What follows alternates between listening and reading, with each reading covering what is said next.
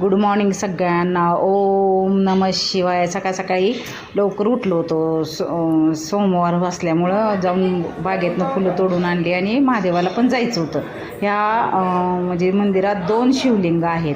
त्याची काही कथा मला माहिती नाहीत. एक छोटा आहे आणि एक मोठा आहे. खूप गर्दी होती सोमवार असल्यामुळे सकाळी मी लवकर जाऊन आलो. परत दुपारी होत पण नाही. मग सकाळी लवकर उठलो होतो. असं दर्शन हे घेतलं.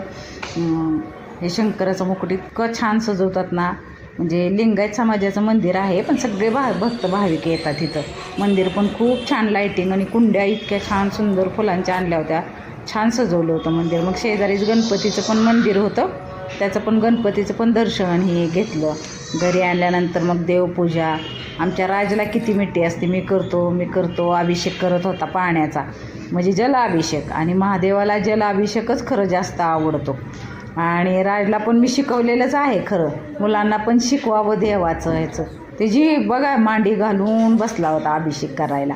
आजी मी करतो. नंतर मी पण थोडासा जलाभिषेक ही सोमवार असल्यामुळं केला आणि पुसून घेतली पिंडी. आणि बेल परत वाहिले. फुलं आणली होती बागेतनं, ती वाहून घेतली. आणि धूप लावलं होतं आणि गाईचा तुपाचा दिवा लावला होता. आरती करून घेतली सकाळी महादेवाची, गणपतीची. छान असं सकाळी घरी आल्यानंतर छान देवपूजा छान वाटलं. मग दुसरं पण मला काम होतं म्हणून तिकडं पण जायचं. मग पटकीना पूजा करून घेतली. ही आमच्या मुलीचं भाषण होतं, तिकडं जायचं होतं मला. मग पण छान तशी देवपूजा झाली. घाई केली नाही काय, कारण 10:30-11 वाजता जायचं होतं ना. त्यामुळे छान माझी पण पूजा झाली. ही काय आरती करून घेतली.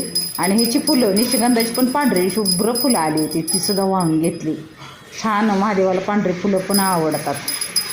अशी सगळी पूजा ते करून घेतलं. आणि फराळाचं नाही केलं. म्हटलं डबा घेऊन जाऊन निवांत तिथं खरंच खाऊया.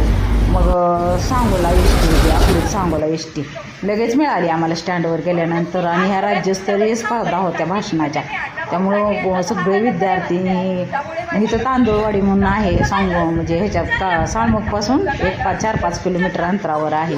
इतकी शाळा सुंदर. ह्या चिमण्या इतक्या जवळ येत होत्या ना. आम्ही किती बसलो होतो तरी खायसाठी इतक्या जवळ येत होत्या. इतकी पक्षी अशी वर शेतावर रानावर शाळा आहे. ह्या चिमण्या आम्ही बसलो तरी येत होत्या आमच्याजवळ. असं घाबरतही नव्हत्या. खूप मुलं होती. मुलांना पण म्हणजे बसवूनच घेतलं होतं. मग भाषण कोण ऐकायचं. ही मुलगी खूप छान भाषण करत होती शेतकऱ्यावरती. ऐका तुम्ही.